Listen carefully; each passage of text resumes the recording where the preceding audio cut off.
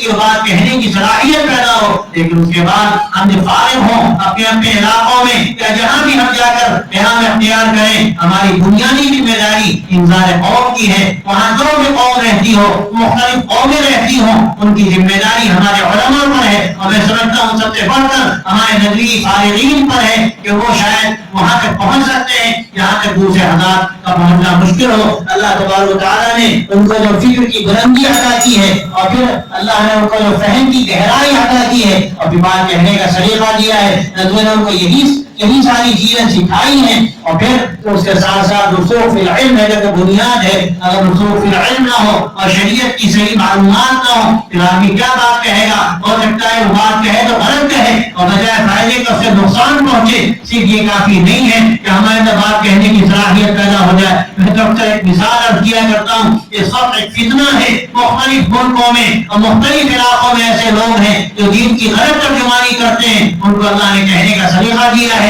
اللہ نے ان کو لکھنے کی طاقت دی ہے، اور اکثر یہ ہوتا ہے کہ ہمارا نوجوان طبقہ ہے جو دین سے واقفیت نہیں رکھتا، اکثر وہ متاثر ہوتا ہے اور انحراف کا شکار ہوتا ہے۔ بہت خطرہ ایسے لوگوں سے پیدا ہوتا ہے، اور میں اکثر اس کی مثال یاد کرتا ہوں۔ ایسے سڑک ہے، بڑی خوبصورت سڑک ہے اور بڑی ہموار سڑک ہے، ماشاءاللہ آپ کے علاقوں میں تو تصور ہی نہیں کہ خراب سڑکیں ہوں۔ ہندوستان میں آئیے، آپ آتے ہیں اور دیکھتے ہیں، دیہاتوں میں جائیے اور سڑکوں کو دیکھیے۔ میں یاد کرنا چاہتا ہوں کہ سڑک کا اچھا ہونا کافی نہیں ہے، ہمیں منزل متعین کرنی ہے۔ اگر ہماری منزل متعین نہیں، ہم دیکھ رہے ہیں سڑک بڑی اچھی، ہم چلتے چلے جائیں گے، ہمیں جانا کہیں ہم نہ جانے کہاں پہنچ جائیں گے۔ ہمیں اپنی جب منزل متعین کرنی ہے تو سڑک جیسی بھی ہو، ہمیں اصل دیکھنا یہ ہے کہ ہماری منزل کیا ہے۔ کوئی کیسے ہی اچھا بولتا ہو، کوئی اچھا سے اچھا لکھنے والا ہو، لیکن ہمیں یہ دیکھنا ہے کہ ہمیں کہاں لے جا رہا ہے۔ اگر خدا نہ خواستہ ہمیں غلط منزل کی طرف لے جا رہا ہے تو اس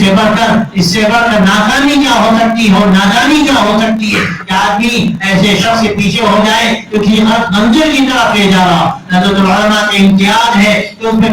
پورا تصنف ہے اصول اور عقائد میں۔ یہاں ذرہ برابر بھی ہم تھوڑی دیر کے لیے بھی انحراف گوارا نہیں کر سکتے، اور اس کے ساتھ ساتھ جو مسالک کا اختلاف ہے وہ اپنی جگہ پر ہے۔ اور یہ بات کہنے والوں نے بات کہی صحیح کہی، یہ مسالک ترجیح کے لیے ہے، یہ ہرگز تبلیغ کے لیے نہیں ہے۔ ایک آدمی صحیح عمل کر رہا ہے اور دوسرا بھی صحیح عمل کر رہا ہے، ہماری صلاحیتیں خدا نخواستہ تک اس پر لگے، ایک گوٹ یہاں کو اٹھا کر یہاں رکھ دی جائے، اس سے کیا حاصل ہو سکتا ہے؟ اگر ان لوگوں کو دیکھنا ہے جو غلط راستے کی طرف جا رہے ہیں، جو انحراف کا شکار ہو رہے ہیں، جو گمراہیاں پھیل رہی ہیں، ان سے پڑھ کر میں کہتا ہوں کہ اسلام کے خلاف سازشیں ہیں، ان سازشوں کا سمجھنا اور مختلف ملکوں میں جو اس کے لیے تدبیریں اختیار کی جا رہی ہیں اور اندرون خانہ کیا ہو رہا ہے، ان باتوں پر توجہ دینا اور بہت حکمت کے ساتھ اور پورے اعتدال کے ساتھ، پورے فہم دین کے ساتھ اس کو سمجھ کر پھر آگے بڑھنا اور اپنی ذمہ داری کو محسوس کرنا۔ میں آپ سے صاف کہتا ہوں، حضرت مولانا علی نے رحمۃ اللہ علیہ نے درجنوں مرتبہ یہ بات کہی، آپ صرف یہاں کھانے اور کمانے کے لیے نہیں آئے، یہ ادارے حیثیت عرفی کے مترادف ہے۔ اگر ہمیں اس کے لیے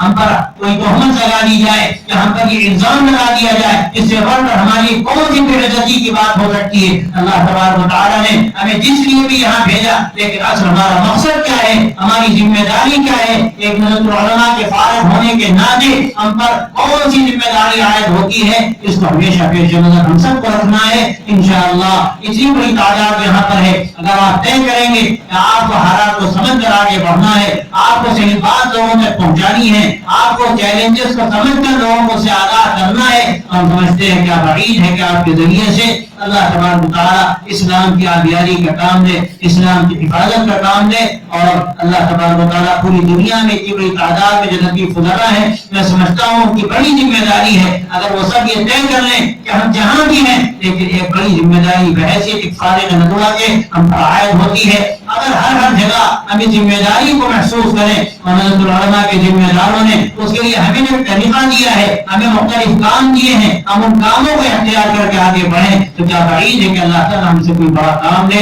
اور اس وقت ان حالات میں اللہ تعالیٰ روشنی کی نئی کرن پیدا فرما دے۔ ہمیں پوری امید ہے، حالات کتنے ہی خراب ہوں، اس سے زیادہ خراب رہ چکے ہیں، ہمیں کہیں مایوس ہونے کی ضرورت نہیں، لیکن ہمیں اس کے لیے کام کی ضرورت ہے۔ ہماری جو بھی صلاحیتیں ہیں ان صلاحیتیں صلاحیتوں کو اس میں لگانے کی ضرورت ہے کہ ہمیں اللہ نے دین کا محافظ بنایا، اللہ ہمیں دین کی ہم سے اشاعت کا بھی کام لے، اور جو بھی ہماری صلاحیتیں ہیں وہ اس میں ظرف ہوں۔ ندوۃ العلماء کا یہی پیغام ہے، اور بانیان ندوۃ العلماء کا میں سمجھتا ہوں یہی خواب تھا۔ ہمیں یہ دیکھنا ہے کہ اس وقت ہمارے سامنے طرح طرح کے سوالات پیدا ہو رہے ہیں، اشکالات پیدا ہو رہے ہیں، اسلام پر اعتراضات کیے جا رہے ہیں، ہمیں اس کو سمجھنا ہے، ہمیں اس کا جواب دینا ہے، بہتر سے بہتر جواب دینا ہے، اور پھر اس کے آگے خود جو اعتراضات کرنے والے وہ کتنے پانی میں ہیں اور کہاں پر کھڑے ہوئے ہیں، ہمیں ان کو ان کا چہرہ دکھانا ہے، ان کی حقیقتوں کے سامنے رکھنی ہے۔ یہ ہماری بڑی ذمہ داری ہے، اور میں سمجھتا ہوں کہ الحمدللہ مختلف علاقوں میں کام ہو رہا ہے۔ آپ انشاءاللہ میدان عمل میں آئیں گے، اور ہمیں امید ہے کہ خاص طور سے اس ملک میں